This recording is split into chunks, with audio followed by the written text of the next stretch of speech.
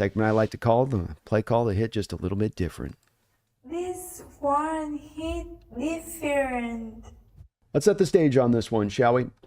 And the first point I want to set the stage on with this one is going to be the pre-play and how we show it up on that. A little bit of movement before line of scrimmage. This is going to be about a 3rd and 6 or so. So I'm about the 48-yard line or so, 49-yard line is going to be the first down in Bears territory on this one. And they're in shotgun. They've got a 4 wide look. They're going to rotate out. They're going to look like they're going to motion out of trips here, with the wide receiver on the high side right here, coming back to line of scrimmage, but he's just kind of running this back and forth to try to get a pre-key of the Seahawks coverage. Now, instead of giving a pre-key of the Seahawks coverage, the Seahawks take the opportunity the second that you get a Dunzier rotating inside like that. They've seen something on tape as a key there. We're now, bang, here comes Jenkins and Ernest Jones into the B gap.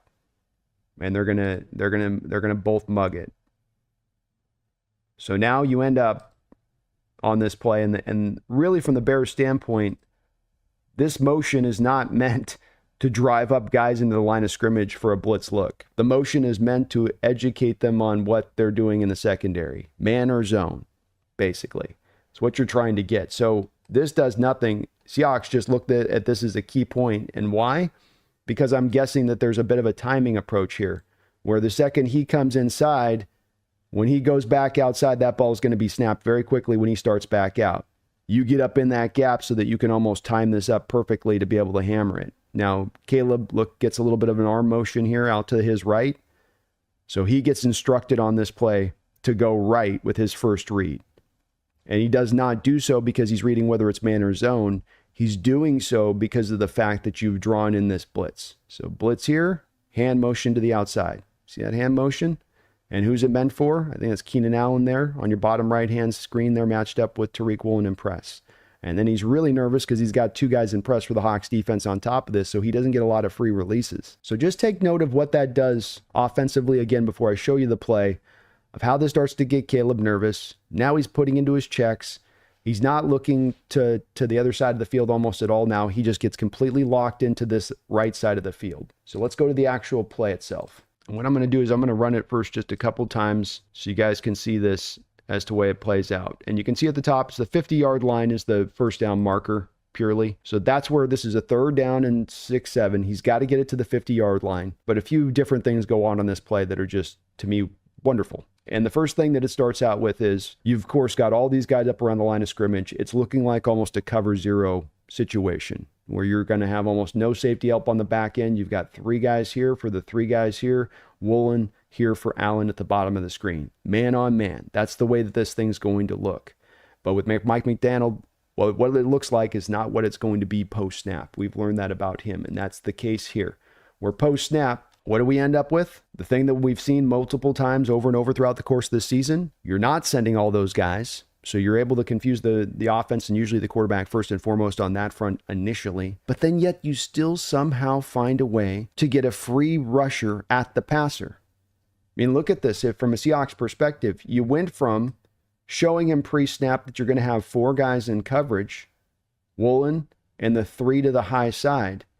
And then post-snap, when we look back to this, you're actually going to be dropping all those guys, but you added the 2 defensive tackles, and then you still got Uchenna Nwosu here serving as a spy on Caleb. He's there to take care of Caleb if Caleb tries to scramble away from this if you don't get the free rusher. But what the dropping of the defensive tackles do, because part of me is, this is definitely where Caleb's in, and he's kind of swimming a little bit from the quarterback position, because somehow or another he gets told here, the check you saw earlier that he asked him to make was, I'm guessing this was probably like a 9 route or post route, and then he had him go to an out route to the sticks is what he's having him adjust to based on the blitz look. That's my guess here.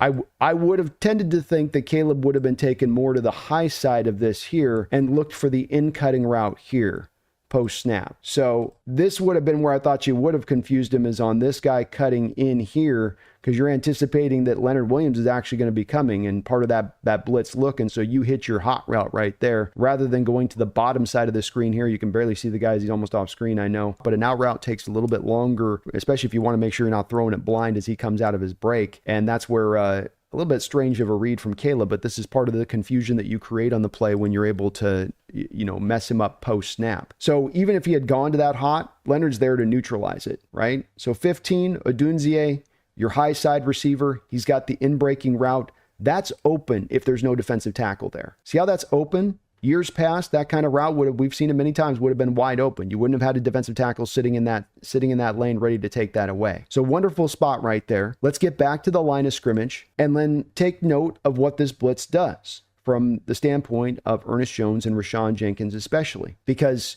you end up with a free blitzer here when the Bears kind of have the numbers to deal with this. 1, 2, 3, 4, 5 on the offensive line. You've got the back who's not leaving out of the backfield. So you've got an extra guy there. That's 6. And when you consider that Uchenna's not coming, you got 1, 2, 3, 4, 5, 6. So you've got 6 on 6 essentially here and how it should have shaken out. But you don't know what 6 are coming from where, and this causes the confusion. And if you see here, as I'm going to kind of roll this slow a little bit back and forth. Watch Ernest Jones 13 and watch what happens to the lineman here. Ernest and the lineman goes, I got to pick up both these two guys. So he tries to deal with both of them. He realizes he can only do one. The running back behind him has Jenkins. So if the right guard here just takes Jones, the running back comes up, picks up Jenkins, you pick this up from the Bears standpoint.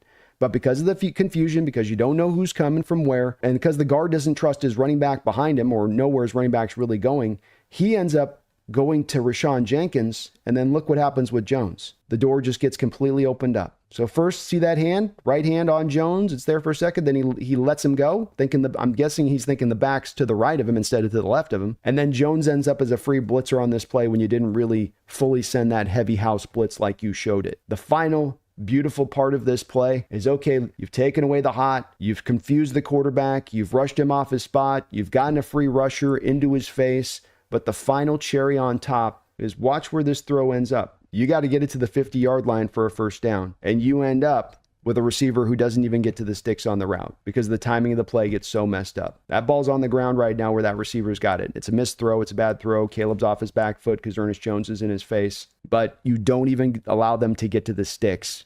By the confusion, by the blitz package, by the zone drops, it all works together on this play to allow this to be a third down stop. A great play call here from Mike Macdonald on so many different fronts. It works absolutely how you draw it up. Bit confusing there to see Caleb go to that out route, which is to me a harder throw to make than the in cutting route. But he has no time to process anything here. Jones is in the backfield instantaneously. One of the things we didn't get a chance to see as much from Jones this year is him as a blitzer. He is a very good blitzer though. And when you send him, he knows how to get to the quarterback. Great play call for Mike Macdonald. Awesome job on his part. He had a few of them in this game against Caleb where he was not going to let him get comfortable, settle in, and just feel good back there. He was going to make it a long day at the office for him in this porous offensive line of the Bears, who had Jay Curhan out there starting for him at left guard.